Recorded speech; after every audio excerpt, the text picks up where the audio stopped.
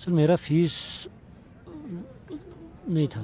Education والے ہی ہمیں یہ بات بولیں گے آفس سے باہر نکلو فیس بھرو, تو ہم کس سے مدد کی آش رکھیں گے. ہاتھ پاؤں جوڑا آپ نے ٹونٹل میں منع کیا میرے کو, تو پھر کیسے آتا. السلام علیکم ناظرین, آپ دیکھ رہے ہیں جے کے نیوز پوائنٹ, میری یعنی ساحل اقبال کے ساتھ. ناظرین کرام, جس طرح سے آپ سب جانتے ہیں کہ پچھلے 2-4 سالوں سے وادی کشمیر میں حالات جو ہیں بد سے بدتر رہے, پھر وہ آرٹیکل 370 کی منسوخی ہو یا کووڈ-19 کی وبا. اس دوران سب سے زیادہ جو متاثر طبقہ ہوا ہے وہ مزدور طبقہ ہے, اور مزدور طبقہ جو ہے ہر لحاظ سے ان نامساعد حالات میں جو ہے پسا ہے یا پیچھے رہا ہے. اور اس بیچ میں ہمارے ساتھ آج بات کرنے کے لیے ایک ایسے ہی شخص موجود ہیں جو مزدور طبقے سے جن کی وابستگی ہے, اور آپ کو بتائیں کہ آج یہ شخص مجبور ہوئے ہیں میڈیا میں بات کرنے کے لیے, کیونکہ ان کا جو بچہ ہے انہیں ایگزام دینے نہیں دیا گیا ہے.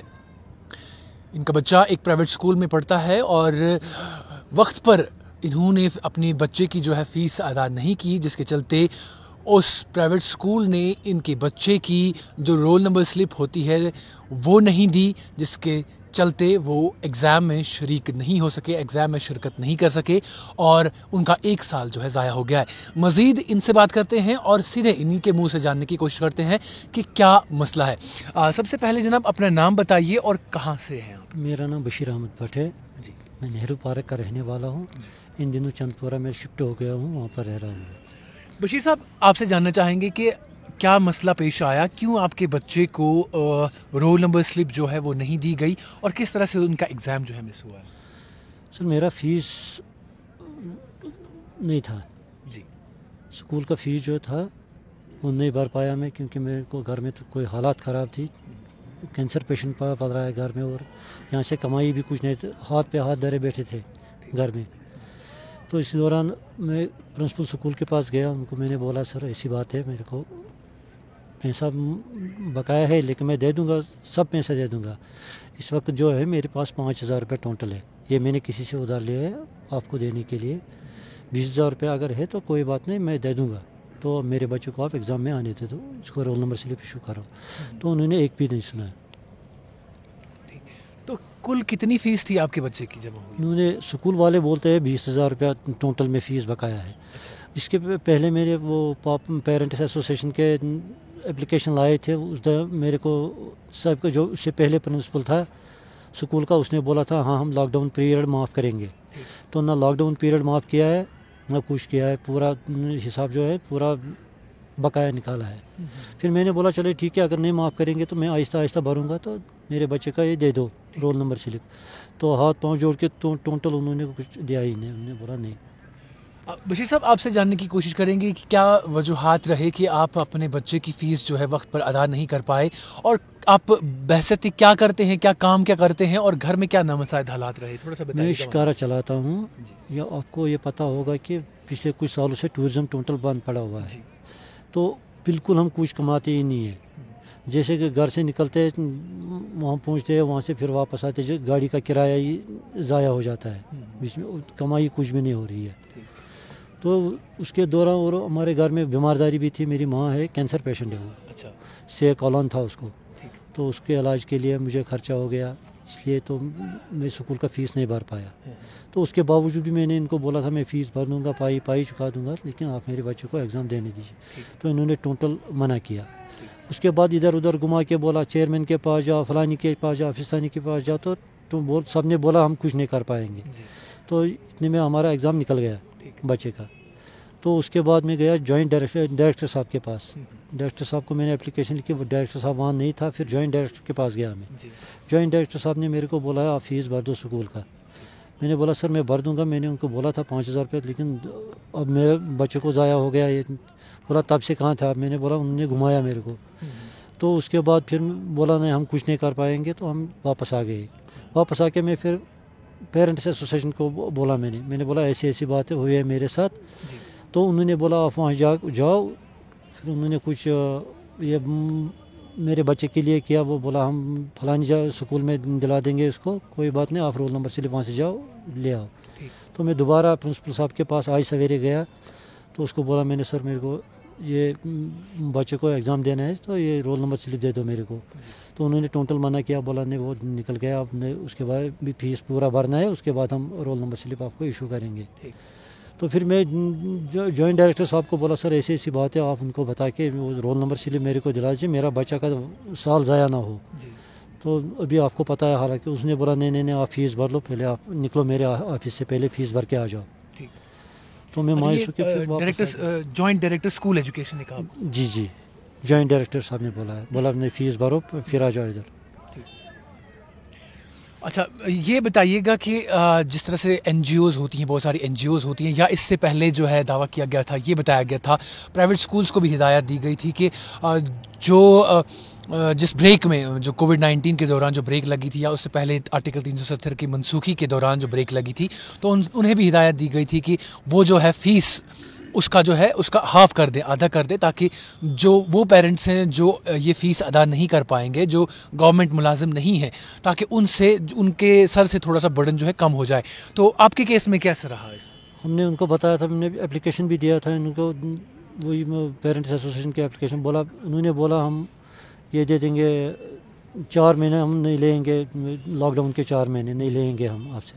میں نے بولا ٹھیک ہے. تو اس کے بعد جب میں رول نمبر سلپ لانے کی, تو اس ٹائم پھر سے وہ پورا حساب بقایا نکالا, تو کچھ معاف نہیں کیا انہوں نے. ٹوٹل بولا ہم کچھ نہیں کر پائیں گے, ہم کو ٹیچروں کو دینا پڑتا ہے وہ. میں نے بولا پھر کیا کر سکتا ہوں میں.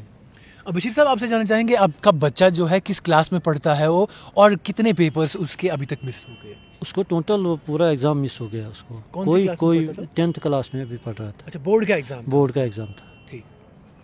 تو بورڈ رجسٹریشن بھی میں نے کرائی تھی, 900 کچھ روپیہ میں نے بھرا تھا اس کے لیے, وہاں پر رجسٹریشن کی ہوئی ہے.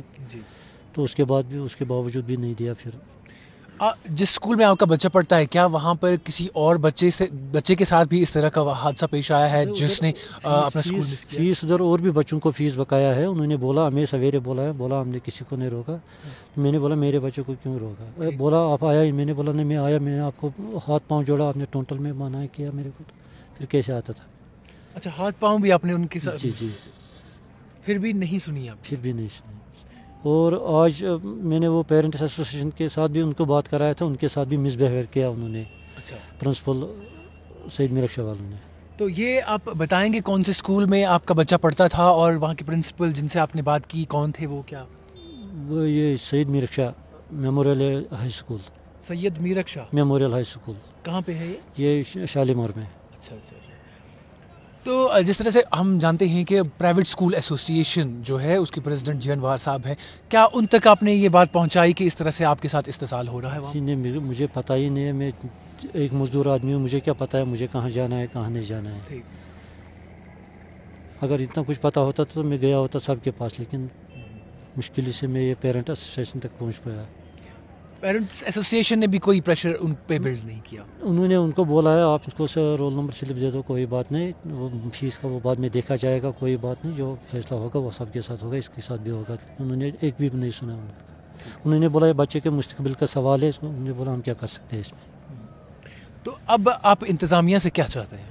ہم انصاف چاہتے ہیں, میرے بچے کے لیے انصاف کرو. جس طرح سے ہم سب جانتے ہیں کہ آپ کا بچہ جو ہے اب 10th میں پڑھتا تھا, وہ کیونکہ ان کے بورڈ کے ایگزامز ہوتے ہیں, ایگزامز تو وہ ابھی اس سال دے نہیں سکتا ہے, تو ظاہر طور پر 1 سال ان کا ضائع ہو گیا ہے. تو کیسے دیکھیں گے آپ اس چیز کو؟ وہ تو ڈائریکٹر ایجوکیشن کو دیکھنا ہے. یہ بچے کو ضائع ہو گیا, اس کے لیے کیا کر سکتے ہیں ہم؟ جب ایجوکیشن والے ہی ہمیں یہ بات بولیں گے آفس سے باہر نکلو فیس بھرو, تو ہم کس سے مدد کی آش رکھیں گے پھر؟ تو ناظرین کرام, یہ تھے بشیر احمد جو ایک شکارہ مالک ہیں, ایک شکارہ چلاتے ہیں. ابھی ہم ان کے شکارہ میں یہاں پہ آئے ہیں, اور جس طرح سے ہم سب جانتے ہیں کہ شکارہ والے جو ہیں, یعنی جو ٹورزم کے ساتھ وابستہ ہیں, پچھلے کچھ ایک سالوں سے یہاں پر ٹورزم ٹھپ تھا, نہ ہونے کے برابر تھا, جس کے چلتے انہیں سب سے زیادہ مشکلات کا سامنا کرنا پڑا. اور ایک ایسے وقت میں جب اتنا بحران رہا, آرٹیکل 370 کی منسوخی رہی, اس کے بعد کووڈ-19 کی مہاماری رہی, اور ٹورزم جو ہے بالکل غائب رہا جموں کشمیر سے, انہیں اپنے بچے کی پوری فیس ادا کرنے کو کہا گیا. اور جب یہ اپنے بچے کی پوری فیس ادا نہیں کر پائے تو انہیں ان کی جو رول نمبر سلپ ہوتی ہے یعنی کہ ایگزام ہال میں جو بیٹھنے کے لیے ٹکٹ ملتا ہے وہ نہیں دیا گیا، جس کے چلتے وہ اپنی 10th کلاس کے ایگزامز مس کر گیا۔ اور ہم سب جانتے ہیں 10th کلاس کے ایگزامز جو ہوتے ہیں وہ بورڈ ایگزامز ہوتے ہیں، دوبارہ نہیں ہو سکتے ہیں جب تک نہ دوسرا سال آئے۔ تو کل ملا کر ہم یوں کہہ سکتے ہیں کہ اسکول کی منمانی کے چلتے ایک بچے کا 1 سال ضائع ہو گیا ہے۔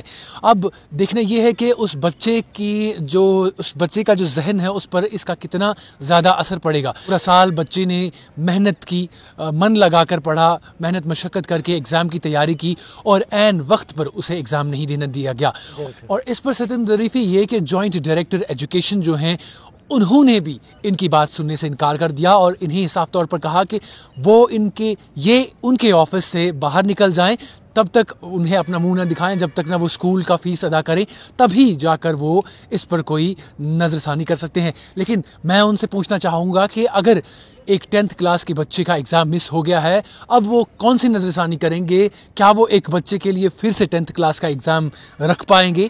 اور ایسے کئی سارے کیسز ہوں گے، ہماری نظر میں صرف ایک کیس یہ آج نظر آیا ہے، لیکن ایسے بہت سارے کیسز ہوں گے جہاں غریب پیرنٹس جو ہیں اپنے بچوں کی فیس ادا نہیں کر پائے ہوں گے اور شاید بشیر احمد کی طرح ان کے بچوں نے بھی 10th کلاس کا ایگزام نہیں دیا ہوگا۔ یہاں انتظامیہ کی یہ ذمہ داری بنتی ہے کہ وہ اس طرح کے تمام پیرنٹس کی طرف دھیان دے اور تمام جو پرائیویٹ سکولز ہیں ان کی طرف دھیان دیں اور دیکھیں کہ کیا یہ پرائیویٹ سکولز ان پیرنٹس کے ساتھ اس سال تو نہیں کر رہے ہیں۔ دیکھتے رہیے جے کے نیوز پوائنٹ۔